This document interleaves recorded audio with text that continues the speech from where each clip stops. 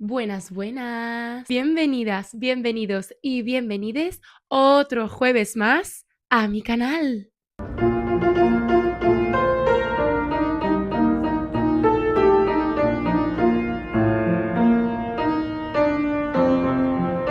Rankeando cultura. Ahora, sin más dilación, empezamos con la review de esta semana. Traigo un musical que para mi gusto en España no se conoce apenas, por no decir nada, y que si se conoce precisamente no es el público en general, sino más bien aquellas personas que se interesan al 1000 por 1000 en el teatro musical y que además o se dedican a ello o lo han estudiado o están en el gremio, etc, etc, porque no es un musical para nada mainstream. Además, este musical hace una alegoría a los años 20, finales de los años 20, principios de los años 30. Entonces habla casi un poco entrando en la Golden Age del teatro musical. Y la Golden Age o la época dorada del teatro musical en general no es muy mainstream aquí en España, porque aquí en España pues se hace Una rubia muy legal, Aladín, La Cenicienta, Los Miserables, a lo mejor Jesucristo Superstar, The Rocky Horror Picture Show, que no sé cómo se dice en español, en fin, que se hacen musicales más pop rock contemporáneo, quizá a partir de los 80 en adelante. Entonces no se suele hablar de musicales como Lighting the Piazza, Carrusel, tú sabes, todo esto que son pues de la Golden Age mismamente. Este musical no entra todavía en la Golden Age porque está ambientado en una época bastante anterior, pero sí que entra dentro de musicales clásicos y no es para nada un sonido así contemporáneo, popero, rockero o con mucho belting como lo conocemos ahora. Entonces es un soplo de aire fresco más allá de los musicales que he ido trayendo, que estaban muy bien también, pero que sí que es verdad son mucho más contemporáneos y están mucho más modernizados, tanto el estilo de música como cómo son los personajes, los vestuarios, el género musical que predomina dentro de la obra musical como tal, el vocabulario, todo eso. El musical de esta semana, que es nada más y nada menos que redoble de tambores. The Drowsy Chaperone. Este musical he dicho que está ambientado en los años 20, finales de los años 20, pero realmente se hizo por primera vez y debutó en Toronto en 1998. Es decir, no es que se hiciese en los años 20 este musical, sino que está inspirado o basado en una idea de cómo es la sociedad de esos años y cómo era el Broadway y el teatro de esos años. Pero hacerse como tal se hizo en 1998 en Toronto, por lo que es un musical canadiense. Después tuvo una temporada en Los Ángeles en el año 2005 y ya finalmente se estrenó en Broadway el 1 de mayo de 2006. Tiene 5 premios Tony, o sea que está bastante bien, y entre los que destaca premio al mejor libreto de un musical y premio a la mejor música de un musical original. También tiene otros premios como el Drama Desk Award. En estos premios ganó 7. O sea que este musical mmm, ha ganado bastantes cosas y chapó, porque la verdad es que está muy bien hecho y es bastante diferente a lo que una suele estar acostumbrada a ver. Este musical tiene el libreto de Bob Martin y Don McKellar, música y letra de Lisa Lambert y Greg Morrison. Hoy iba a haber bastantes cambios en Rankeando y uno de esos cambios es el cambio de plano, nena. ¿Cómo es? Ay, de verdad, me duele mucho la garganta, ¿eh? Vamos con la sinopsis del musical. Este musical comienza con una escena en la que el hombre en la silla, primera vez que digo su nombre, pero no el último, está contando a la audiencia, porque sí, rompe la cuarta pared y habla directamente con la audiencia, que se encuentra muy mal y que está muy de capa caída y que necesita algo que le levante el ánimo. Y que lo único que le levanta el ánimo es escuchar su musical favorito. Entonces saca un disco LP, que para los que no lo sepáis es un disco de vinilo de larga duración, en el que se puede ver escrito The Drowsy Chaperone, que según el hombre en la silla es su musical favorito y quiere no solo hacer que él se sienta mejor, sino además mostrárselo a la audiencia para que conozcan este musical. Antes de ponerlo, dice que es un musical de 1928 y que es uno de sus musicales favoritos y que le encanta cómo está hecho, le encanta la música, etc, etc.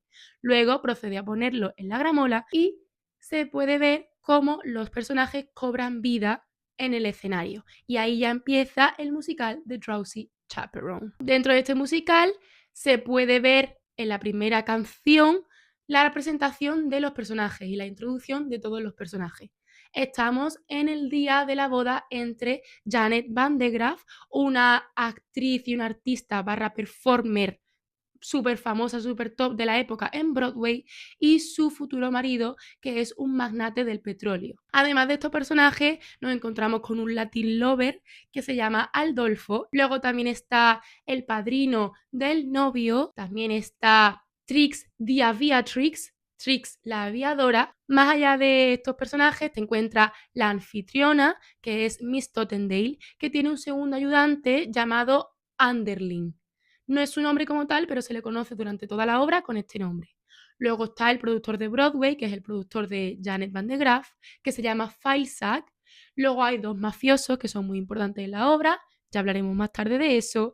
Y además también está la Drowsy Chaperone, que es quien le da nombre a esta obra. Una vez ya presentados todos los personajes, se ve cómo se están haciendo los preparativos para la boda, se ven los miedos de cada uno, se ven las tramas y los problemillas que se van sucediendo y se ve pues claramente que esto es una parodia musical. ¿Cuál es la trama principal? Pues que Janet Van der Graaf está harta de ser artista y del artisteo, la farándula, el escenario y cantar, bailar, actuar, etc, etc, que se puede ver en la canción Show Off, de la cual ya hablaré más tarde, y quiere dedicarse a la vida de casada, quiere ser una mujer casada y ya está harta del teatro.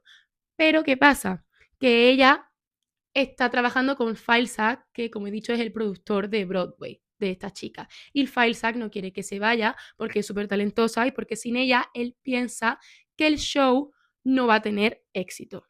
Luego, que se me ha olvidado comentarlo, también nos encontramos con Kitty, que Kitty es como la segunda actriz, por así decirlo, y ella no ve la hora de que Janet se vaya de los escenarios para tomarle el relevo y quedarse ya con su puesto, porque no la tienen en cuenta, no la echan de menos si no está, nadie la pone en un papel protagónico, siempre está ahí como de suplente y no es muy importante, nadie la toma en serio y mucho menos Falstaff. Entonces está deseando que Janet se baje de los escenarios para ponerse ella en su puesto. ¿Qué pasa?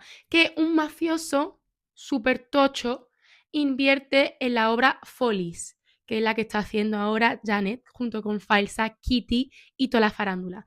Y dice que tiene que ser un exitazo porque ha invertido mucho dinero. Manda a dos de sus matones, barra mini mafiosos, a decirle a Falsa que ya que su jefe ha invertido mucho dinero, que menos que sea un éxito financiero. Entonces Falsa, como ya he dicho antes, asume que si Janet no está, él no va a conseguir un éxito financiero con la obra. Entonces, esto se lo comenta a los dos matones del mafioso tocho y estos le dicen que haga lo que sea por evitar que la boda se lleve a cabo.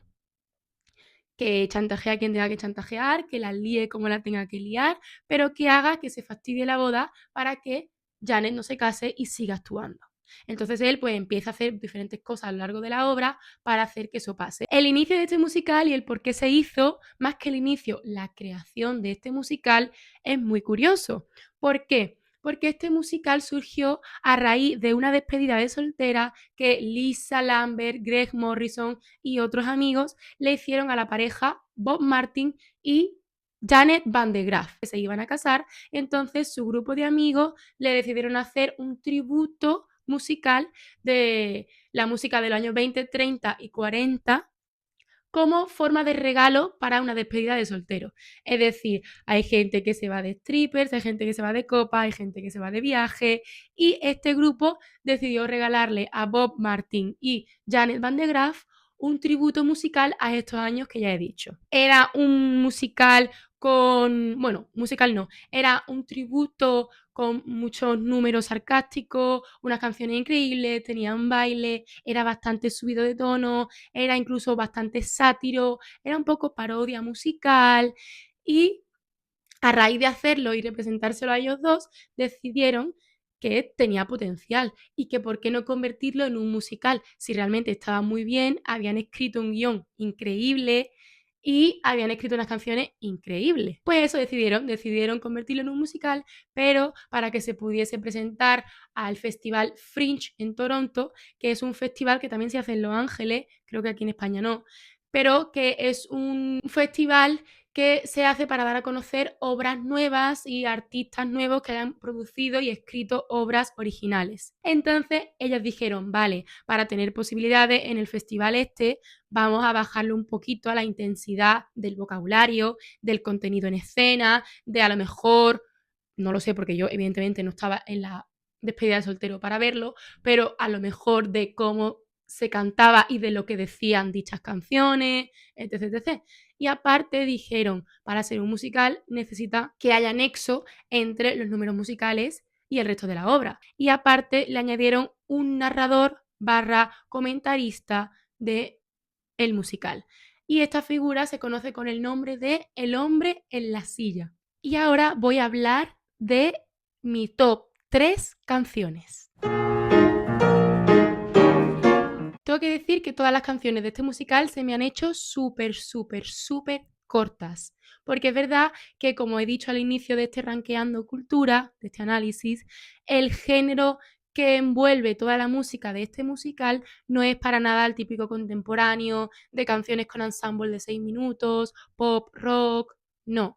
Es muy jazzero, y a mí eso me encanta, y tiene un sonido antiguo que es que me flipa, que se puede ver y escuchar perfectamente, que no es un sonido actual. Entonces me gusta porque como es distinto a mi oreja y a mi oído, mejor dicho, se me hace más rápido, más ameno. Aparte, en aquella época las canciones no tenían que durar 6, 5, 7 minutos, no explicaban tanto en la canción, explicaban menos pero más conciso y es que el sonido es diferente. Entonces me recuerda a una Lena Horne, a un Frank Sinatra, no sé, me gusta mucho, me encanta. Entonces todas las canciones me las he gozado. Me las he gozado increíblemente, nena.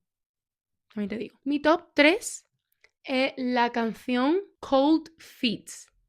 Es una canción súper, súper, súper jazzera y súper claquera, porque es un número de claqué. Y es que es verdad que en esa época los musicales que se hacían, en los años 30, 40, etc, etc, era muy importante que hubiese un número de claqué. O sea, el claqué es verdad que se ha ido perdiendo ahora en los musicales más recientes, pero en aquella época era como un requisito increíble, era un requisito súper importante el hecho de que tú supieses bailar claqué o que no que tú supieses, pero que en la producción como tal sí que hubiese un número de claqué, porque se llevaba mucho. Entonces es un número que hacen el prometido de Janet y el padrino del prometido. Y, y está el novio, está el futuro novio, mejor dicho, está muy nervioso por la boda, porque todo salga bien, por casarse, etc, etc. Y dice que necesita bailar porque tiene los pies fríos y necesita, pues eso, sudar, ¿no? Y desfogar y ponerlos calentitos para estar más tranquilo. Y luego el padrino también se empieza a agobiar y le dice el novio, tú lo que necesitas también es bailar y hacer no sé qué porque tienes los pies fríos. Y se ponen a bailar los dos y mientras que cantan también bailan un número de claqué que me parece increíble. Entonces me encanta porque fusiona estas dos cosas que son muy diferentes a lo que estoy acostumbrada a escuchar y me parece maravilloso. Aparte tiene un rollo de Frank Sinatra encantando bajo la lluvia, increíble. Los dos tipos de voces de estos hombres. Entonces me flipa. El top 2 es Toledo Surprise. Bueno, pues este número es increíble, es súper cómico, es un número de ensemble. Entonces, a mí es que los números de ensemble me gustan mucho, porque todos los personajes tienen un poco de protagonismo, aunque sea una frase. Entonces me gusta. El timing cómico, como siempre suelo decir aquí, es increíble, spot on. La letra como tal me hace gracia. Y no sé, me gusta, es un número muy up tempo, con mucho dinamismo, comicidad, comicidad entre los personajes también y complicidad entre los personajes, muy divertido, muy ameno, no sé, sin pretensiones, pero a la vez tiene letras guay.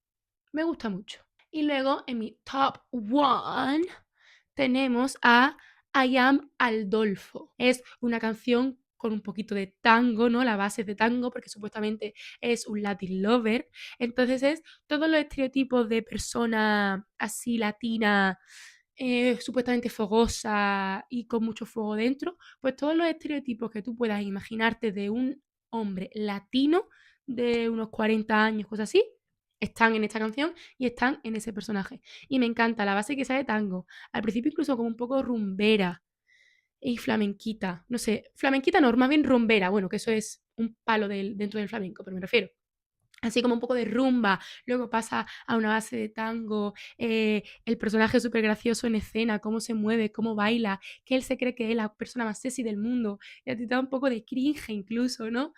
Y cómo convence a X personaje, que no voy a decir quién es, a través de esta canción y tú dices, jolín, me meo viva, porque es que si él supiese que está intentando llevarse a la cama a X personaje, madre mía, es como que de tanto que se cree él, es hasta patético, pero te da ternura ese pateticismo. Does it make sense what I'm saying? Hopefully it does. Pero eso es como, de lo mucho que se cree, tú dices, Angelito, qué lástima, qué pena, ¿no? Pobrecito. Qué niño más chiquitillo, ay, qué pena da. Pues te dan ternura porque tú dices, es que no tiene miedo al éxito, vamos, en plan. El éxito le tiene miedo a él. Y esta canción es increíble. Y ya que este musical tiene muchos datos curiosos o fun facts, como me gusta a mí decirle, he creado una nueva sección para este musical en concreto que se llama Fun Facts Musicales. Bueno, yo he recopilado 5 que son los que me parecen más importantes y más llamativos y grandes a lo largo de esta obra. Así que vamos con el primer fun fact. Esta obra es una obra dentro de una obra. Es decir, se sucede el musical del que ya he hablado, que se llama The Drowsy Chaperone o La Chaperona Borracha, como lo quieras decir, y se ven números musicales, bailes, los entresijos y tramas entre estos personajes, etc, etc. Pero recordaros que esta mini obra musical sucede dentro de una más grande, que es todas las escenas que van sucediéndose en la casa de El hombre en la silla. Sexta o séptima vez que digo eso. Como ya he dicho, el nombre ese lo voy a repetir mucho. Pero bueno, dentro del musical pequeño se sucede, como he dicho, todas las escenas en las que vemos que el hombre en la silla está hablando con el público, que se va al baño, que luego vuelve, que corta el musical, por así decirlo, pausando el vinilo para explicarle a la audiencia lo que va a pasar. E incluso hay mini canciones que duran 30 o 40 segundos en las que el hombre en la silla explica qué actores hicieron de X personaje en la representación de 1928, que evidentemente no existe porque este musical dentro de la obra es un musical ficticio, es decir, no existe en la vida real. En 1928 en Toronto no se hizo el musical de The Drowsy Chaperone. Luego, el segundo fun fact es que este musical no tiene intermedio. Pues, para sorpresa de nadie, un intermedio es un break entre el primer y el segundo acto en el que los actores pueden cambiarse, beber agua, descansar, quitarse el sudor, muchas veces ni eso, cambiarte de peluca para la siguiente escena del segundo acto, etc, etc. Y para ti, como espectador, te sirve para ir al baño, hacer un pis, comprarte una agüita o lo que sea, mirar el móvil, mover las piernas y ya luego empieza el segundo acto. Pero bueno, vamos, que lo del intermedio se hace más por los actores que por la gente del público, te quiero decir, como debe de ser. Pero bueno, que a ti como espectador también te sirve. Y en este musical no hay eso. Evidentemente, mientras que se sucede el monólogo del hombre en la silla en escena, los actores en el backstage sí que se están cambiando, bebiendo agua y lo que tengan que hacer. Pero para ti como espectador es como si no hubiese descanso. ¿Por qué? Pues porque, como acabo de decir, durante lo que supuestamente sería un intermedio en cualquier otro musical, el hombre en la silla hace un monólogo en el que cita textualmente lo siguiente. Ahora, si estuviésemos en el Teatro Moroscow en Toronto en 1928 viendo la obra, es cuando vendría el intermedio. Pero como no estamos allí, no hay intermedio. Pues después de decir esto, procede a hacer un monólogo sobre lo que él entiende que es el teatro, sobre lo que le gusta de ir al teatro, sobre lo que no, porque implica estar con mucha gente y que hay gente que no entiende lo que es el teatro y vivirlo al máximo, no sé qué. Bueno, un monólogo sobre el teatro, sobre lo que él opina y lo que le gusta y lo que no es el teatro. Luego, cuando termina este monólogo, dice que tiene que ir al baño, pero que mientras va a poner el disco del acto 2 del musical. Entonces pone el disco y se va al baño, aunque se da cuenta de que ha puesto un disco equivocado, porque suena otra obra de teatro que no tiene nada que ver con el segundo acto de The Drowsy Chaperone. Se sucede esta canción y se ve como una parodia del mundo japonés, del mundo asiático en general, y empieza a salir personajes súper estrambóticos, vestidos con vestimenta asiática, no sé de qué país, entonces no voy a decir nada, pero con vestimenta asiática empiezan a hacer canciones y movimientos raros. Bueno, pues que es una parodia dentro de la parodia que ya es toda la obra, ¿no? Y luego el hombre en la silla llega del baño y dice, ¡ay, que me he equivocado! Era este. Chin, lo cambia y pone el disco del acto 2 de The Drowsy Chaperone y ya sí que empieza otra vez el musical y empieza el segundo acto de este musical. Otro fan fact que ya he contado es que el musical surgió a raíz de hacerle un tributo de la música de los años 20, 30 y 40 a dos amigos suyos que se casaban y eso era como una despedida de soltero. Pero bueno, lo vuelvo a repetir porque es que me parece increíble, súper curioso y me encanta. Otro fan fact es que hay un momento en escena en el que el disco de vinilo se queda pillado y se ve como en la escena que se está haciendo, que es la canción Toledo Surprise o Sorpresa de Toledo, en un momento de la canción todos los personajes se quedan pillados, haciendo como un movimiento. Pues por ejemplo, están cantando y de repente el movimiento es este. Y se quedará así un rato. Y entonces es un momento súper cómico y muy guay porque ahí se puede ver, que ya se ve, ¿no? Pero se puede ver con mayor fuerza el hecho de que hay una obra sucediendo dentro de otra obra. Y el último fun fact es que el hombre en la silla rompe todo el rato la cuarta pared con el público, pero nunca lo hace con los actores que están interpretando The Drowsy Chaperone. Es decir, sí que hay interacción entre espectador y narrador, pero los personajes de la obra no se dan cuenta de que el hombre en la silla los está viendo hasta el final, cuando él está cansado y ya súper... y está cantando la reprise de As We Stumble Alone, creo que originalmente es cantada por la chaperona borracha, pero en este momento en el musical él la está cantando porque está triste, porque la vida no le gusta, se siente todavía de capa caída y ahí cuando lo ven cantando y borracho y súper mal, los personajes giran la cabeza y se dan cuenta de que el hombre en la silla está ahí. Entonces se unen a él y rompen esa cuarta pared entre obras, por así decirlo. Bueno, por así decirlo, no, es lo que pasa. Rompen esa cuarta pared y empiezan a cantar con él, lo intentan animar, como para decirle, oye, mira, que estamos aquí, no te preocupes, no sé qué, y ya cantan todos juntos y son partícipes los personajes de la obra de Drowsy Chaperone de que el hombre en la silla pues estaba ahí. Ahora vamos con los personajes que más me han gustado. Y para sorpresa de nadie, el personaje que más me ha gustado es Aldolfo. Es que me parece increíble. O sea, es tan estereotípico, es tan absurdo, incluso un poco mimo. Sé que dije de Legally Blonde lo mismo, de Elle Woods, pero es que este hombre es mimo también, pero de una forma sensual que realmente no llega a ser sensual porque tú lo ves y dices, pues eso que acabo de decir, Angelito, qué lástima, qué pena, qué tal.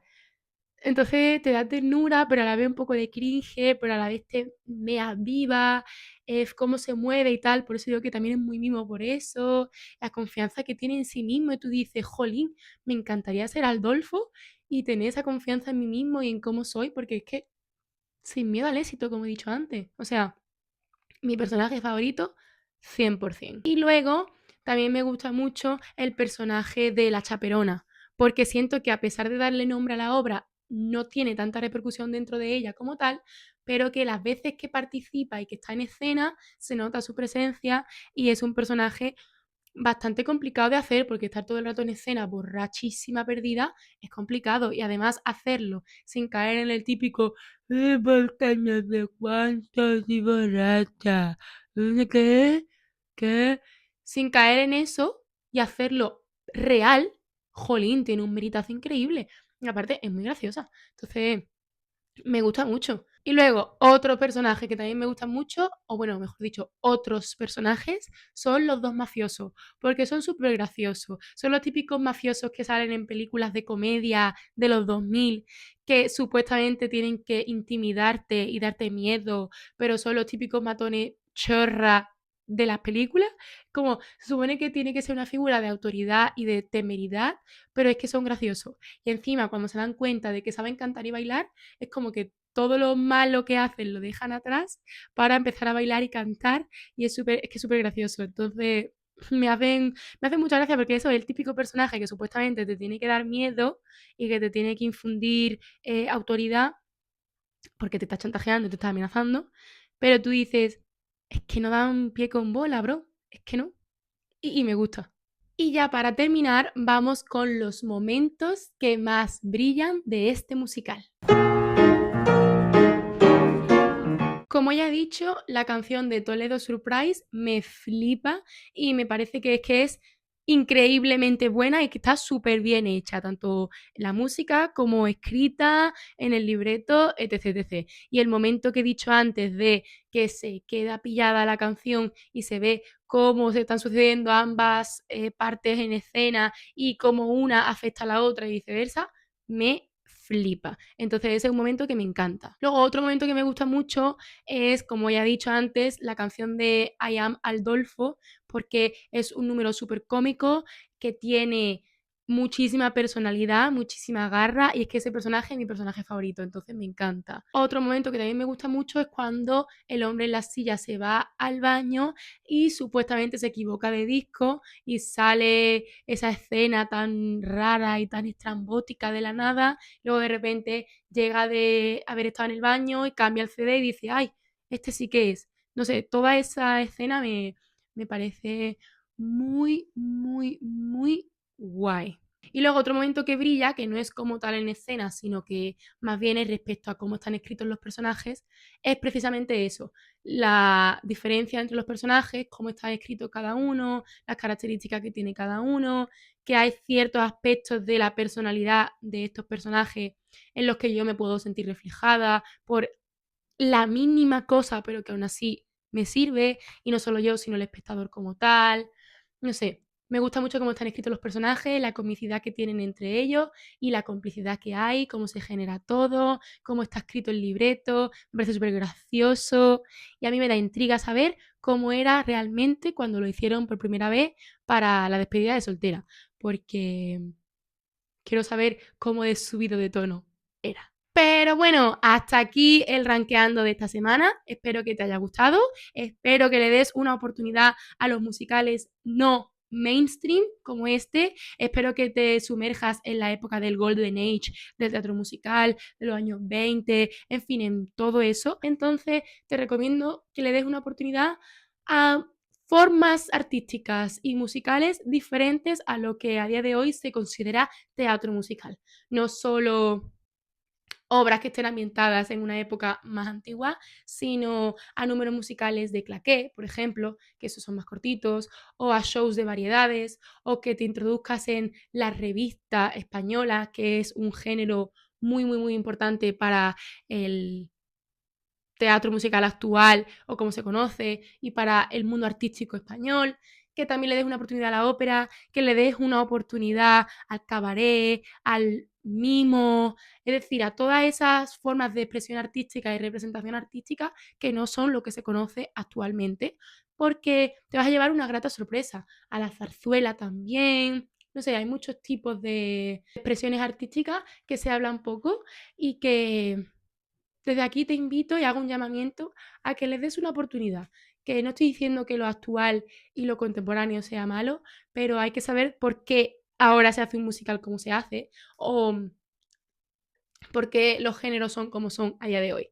Que es muy guay, no tienes por qué saberlo, pero está muy guay saber de dónde vienen las cosas y por qué sucede lo que sucede. Y a lo mejor te das cuenta de que lo que más te gusta no es el teatro musical y que por eso nunca has tenido afinidad con ello o por eso te aburría o bueno, te das cuenta de que te gusta más lo de ahora que lo de antes, pero por lo menos lo has conocido, ¿no?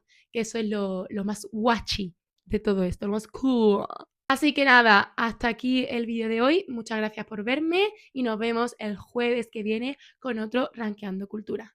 Y como digo yo siempre, la semana que viene, más y mejor. Que me duele la garganta. Adiós.